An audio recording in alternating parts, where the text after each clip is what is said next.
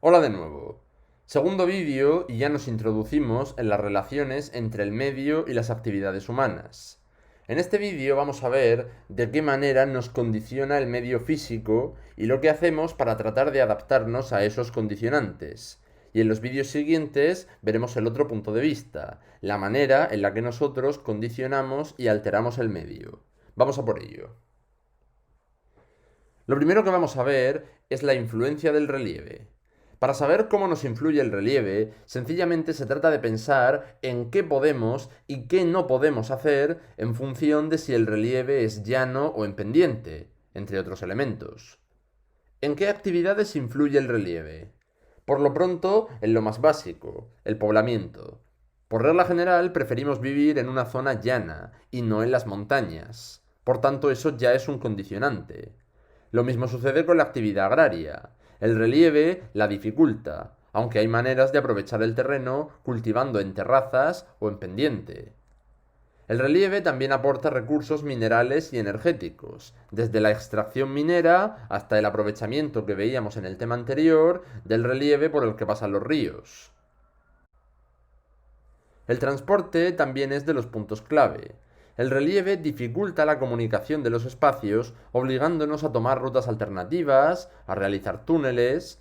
La red de transportes de España está muy condicionada por la fuerte presencia de relieve, especialmente en las zonas periféricas, las comunicaciones de costa a interior. El relieve también puede influir en actividades de ocio y de interés turístico como el senderismo, actividades de montaña o nieve o la presencia de costa, que significa otro gran atractivo y con un conjunto de actividades e infraestructuras. Calma, no te asustes. Recuerda lo que te dijo el instructor. Si alguna vez tiene problemas, no tiene más que... Con él es como si no llevara nada, llevara nada, llevara nada.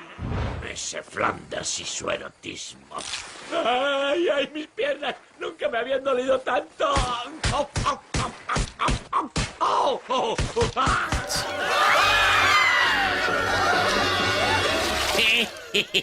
¡Qué primos! ¡Un niño tiburón!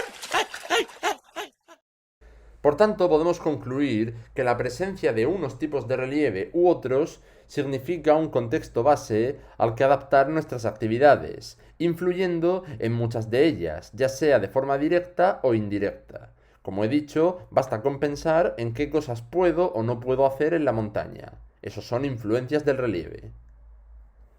Vayámonos ahora al clima. ¿Cómo el clima afecta o condiciona nuestras actividades? Otra vez empezamos por lo más básico, poblamiento y vivienda.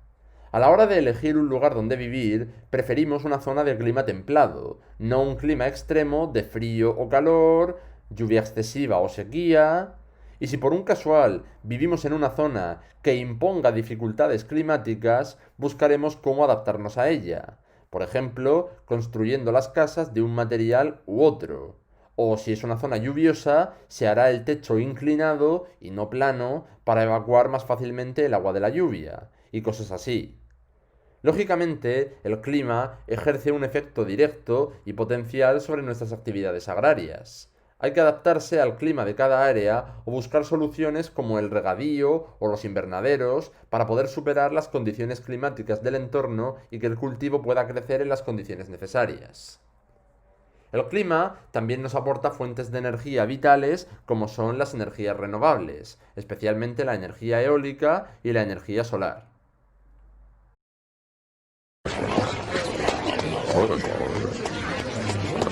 ¿Y esto funciona de verdad? ¡Desde luego! Oh, pues has tenido suerte.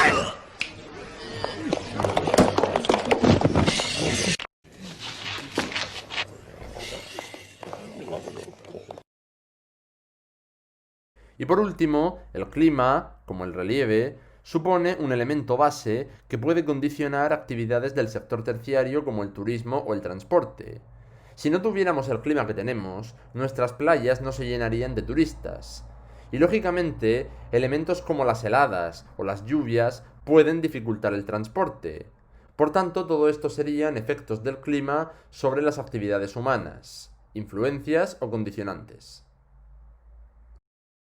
Nos toca hablar de cómo nos influye el agua. Lógicamente, tener más o menos presencia de agua condicionará lo que necesitamos para compensar desequilibrios y nos obligará a adaptarnos a ello.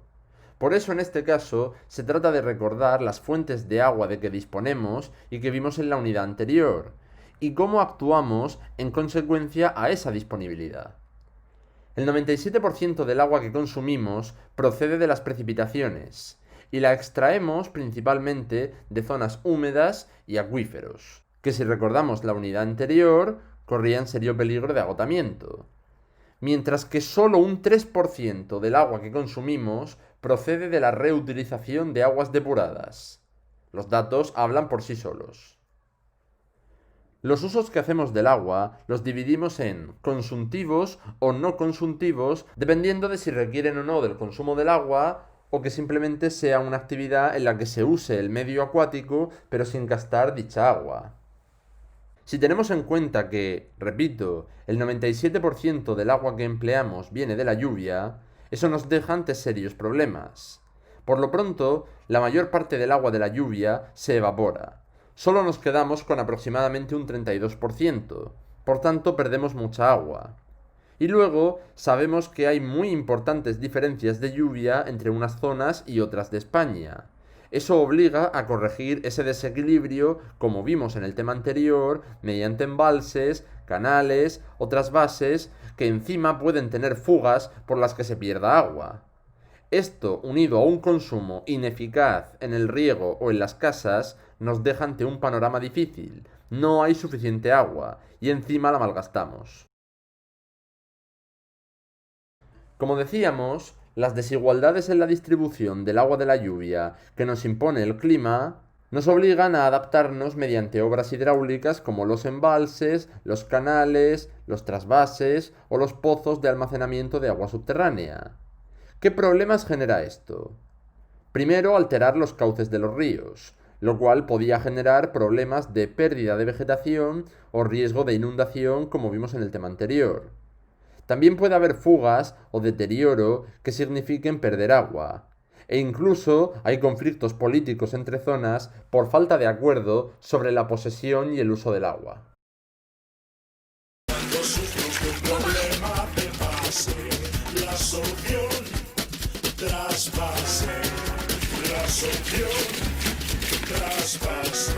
Dicen que el agua es de la tierra, un bien fundamental. No sé ni quién es esa, dónde vive, a dónde va.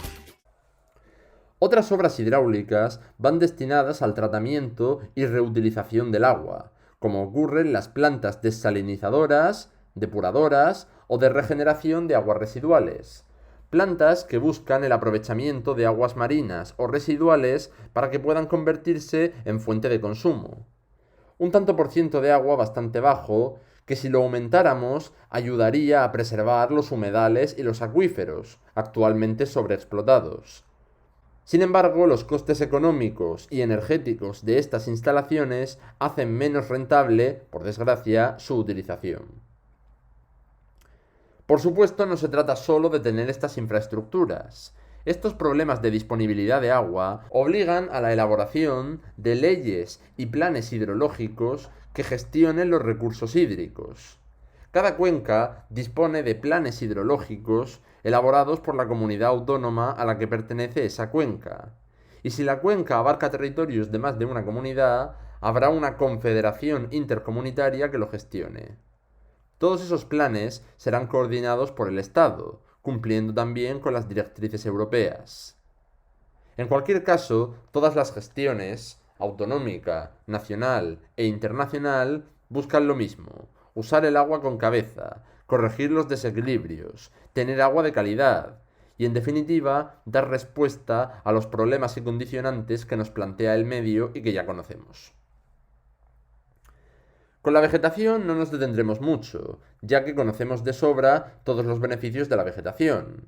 Protege de la erosión y de las inundaciones, consume dióxido de carbono reduciendo el efecto invernadero, aporta materia orgánica al suelo y por supuesto nos proporciona alimento, materia prima, un espacio de ocio, porque el turismo rural también existe. ¿Todo esto nos condiciona? Evidentemente sí, porque dadas todas esas aportaciones debemos preservar la vegetación. Y lo mismo ocurre con las personas que están ligadas a esa vegetación.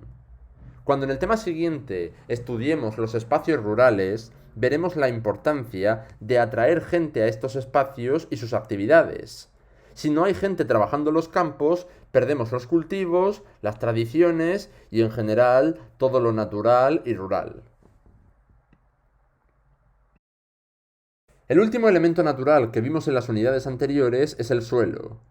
El tipo de suelo lleva condicionando a las civilizaciones humanas desde sus orígenes, buscando asentarnos en zonas donde el suelo fuera fértil para la agricultura, aprovechando los materiales del entorno para nuestras casas, y por supuesto adaptándonos al tipo de suelo para poder llevar a cabo prácticas agrarias adecuadas. Las infraestructuras que construimos los seres humanos también están condicionadas por el tipo de suelo o de roquedo. No podemos construir en una zona que pueda hundirse o deslizarse por el tipo de suelo, porque se vendría todo abajo. Para cerrar este vídeo, nos queda hacer una síntesis de los mayores riesgos naturales provocados por estos elementos del medio físico. Eso también son influencias que ejerce el medio sobre nosotros, y lo dividiremos en dos grupos: geológicos, por el tipo de terreno, y climáticos, por el clima. Los principales riesgos geológicos son los terremotos y las erupciones volcánicas. Aquí tenemos un mapa que nos muestra las zonas de mayor riesgo sísmico, principalmente la zona de contacto entre las placas tectónicas eurasiática y africana. Nuestra zona, como vemos, es de alto riesgo. Los volcanes tienen su principal zona de riesgo en Canarias, ya que los volcanes peninsulares están inactivos.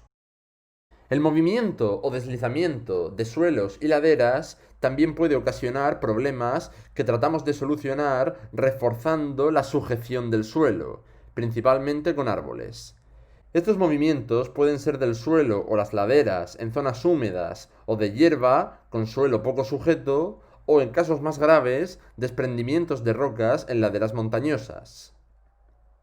Y por último, las dos grandes amenazas naturales climáticas que afectan a nuestro país y que ya vimos en la unidad anterior: las sequías y las inundaciones, que son repaso de temas como el clima o las vertientes hidrográficas. ¿Qué son esas sequías e inundaciones? ¿En qué zonas se producen? ¿Por qué? ¿Y de qué manera tratamos de adaptarnos a ellas? Afortunadamente, disponemos de una red de información hidrográfica que trata de alertar de estos problemas y gestionar el territorio para prevenirlos y actuar ante ellos.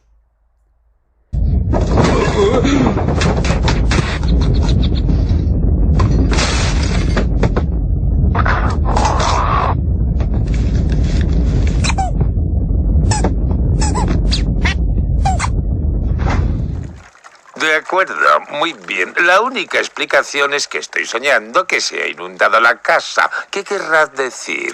¿Qué querrás decir? Quiere decir que estás muy estresado porque esto no es un sueño. La casa se ha inundado. ¡Oh!